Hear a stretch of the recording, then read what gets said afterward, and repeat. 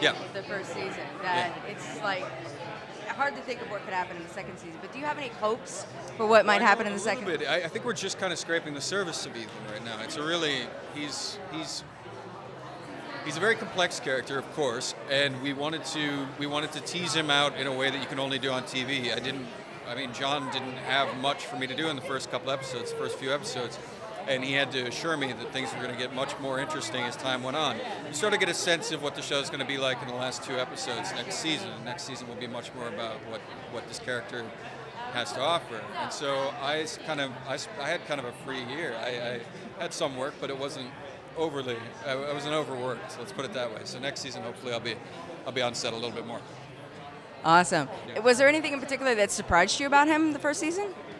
Well, it's always surprising to pick up John's scripts. He writes such beautiful dialogue, and he's looking to surprise the audience. So the one thing I can say about John's work is that every time I got the scripts, I would read them both back to back without stopping immediately, without hesitation.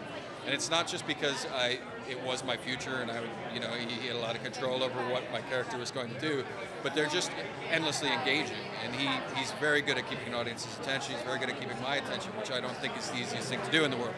And so it's always a surprise picking up his scripts to see where they go. Next week we get almost the whole season. So, I'll have a lot of reading to do, and that'll be fun. Fantastic. And then finally, do you have a message to the fans? Watch and keep watching, it's going to be interesting.